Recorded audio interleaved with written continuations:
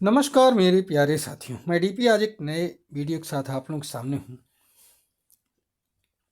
आज का मेरा कुछ अपडेट है बांग्लादेश के ऊपर। अभी हाल में कल थी मिनिस्ट्री ऑफ एक्सटर्नल अफेयर्स की एक ब्रीफिंग चल रही थी, वीकली ब्रीफिंग होती है। तो उसमें रणधीर जायसवाल से कुछ सवाल किए गए, उन्हीं सवालों का वो जवाब दे रहे थे। लाइव टेलीकास्ट हो रहा था, उसमें कोई बहुत बड़ी बात नहीं है। आप ये उपलब्ध है पूरा यूट्यूब पर, आप देख सकते हो। सोशल मीडिया पर हर जगह उपलब्ध है, आप देख सकते हो इसको। तो इसमें कुछ क्वेश्चंस ऐसे थे जो कि बांग्लादेश के मतलब के थे। मैंने वहाँ से लिया और कुछ और भी पेपर्स वगैरह से लिया, न्यूज़ से लिया। उसको मैं आप लोगों के सामने रखना चाहता हूँ और आप लोग उसका निष्कर्ष अपने आप निकालिए। पहली बात तो उनसे एक क्वेश्चन किया गया है शेख हसीना के प्रत्यर्पण के लिए। तो उन्होंने एक शब्द कहा, एक स्टेटमेंट दिया कि we have received a communication from Bangladesh authority in respect to the former prime minister Sheikh हसीना।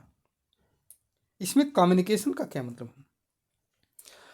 अगर एक्सट्रैडिशन लेटर होता तो एक्सट्रैडिशन लेटर की बात होती, लेकिन इसमें सिर्फ बात की है कम्युनिकेशन। इसका मतलब कि अभी एक्सट्रैडिशन के लिए, प्रत्यर्पण के लिए कोई भी आवेदन प्राप्त नहीं हुआ है बांग्लादेश की तरफ से। भारत सरकार को कोई भी लेटर नहीं दिया गया। समझिए जरा सा इस बात को।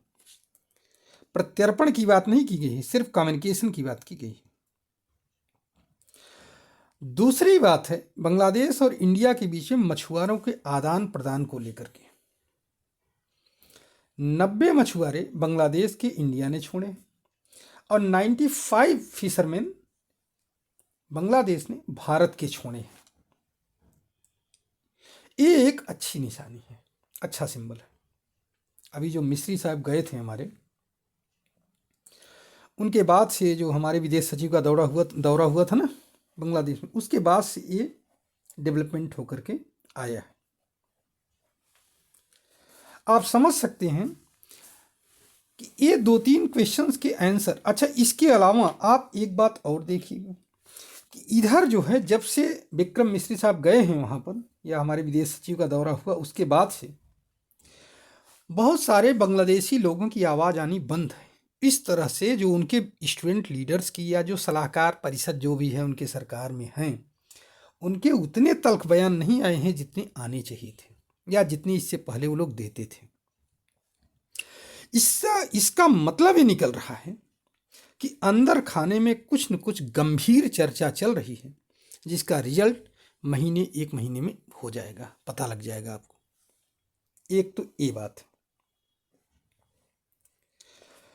दूसरी बात, कुछ और अगर हम नई बातों की चर्चा करें तो उसमें बांग्लादेश के टेक्स्ट बुक्स में से father of the nation Sheikh Mujib को हटा करके खालिदा जिया के पति जियाउर रहमान को फादर ऑफ द नेशन बताया गया है। ये पीटीआई ढाका की खबर। समझ रहे हैं? लोगों का गुस्सा वहां के स्टूडेंट लीडर्स को भी लेकर के बढ़ रहा है। इसमें से एक जो कोई था, स्टूडेंट कोऑर्डिनेटर था इनका, लाल मोनिरात एक जगह है कोई बांग्लादेश में, वहाँ पर एक स्टूडेंट कोऑर्डिनेटर था जिसका नाम है गोलम हाजम। उसको पीट पीट करके लोगों ने मार दिया। हालांकि सोशल मीडिया इसकी बात तो कर रहा है, लेकिन मेन स्ट्रीम मीडिया इसकी बात नहीं कर रहा है, क्योंकि क्लियर कट सरकार की तरफ से इस पर स्टेटमेंट नहीं आ रहे हैं। अगर हम डेली स्टार की 2-3 दिन पहले की खबर देखें बांग्लादेश पर, तो आप देखेंगे कि यहाँ की जो इकोनॉमी है, डेली स्टार ये कह रहा है कि 2025 में भी economy to see muted recovery in 2025। ये इसका मतलब सरकार अभी भी रिफॉर्म नहीं चाहती। क्यों? क्योंकि बजट नहीं, इन्फ्लेशन बढ़ा हुआ है। अक्टूबर में 11% था इन्फ्लेशन और नवंबर में 14% हो गया है। आप अंदाज़ा लगाइए बांग्लादेश की। रेडीमेड गारमेंट्स का धंधा पूरी तरह से डिप हो चुका है। 80 to 85% बांग्लादेश के रेवेन्यू का जनरेशन होता था। पूरा एक्सपोर्ट मार्केट से जो आता था 85% वो रेडीमेड गारमेंट से होता था। और अगर यहाँ पर देखा जाए तो 5% ये जो रेडीमेड गारमेंट का एक्सपोर्ट है डिप हुआ है। अब भारत का 6.5% ग्रोथ कर गया है।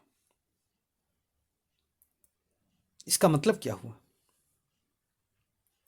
इसका मतलब ये हुआ कि एक्सपोर्ट मार्केट उसका पूरी तरह ठप है। फूड का थर्ड लार्जेस्ट इंपोर्टर है बांग्लादेश।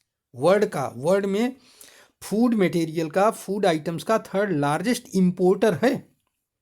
खाने के लिए चावल नहीं, अभी भारत ने भेजे, आप लोगों ने सुना होगा।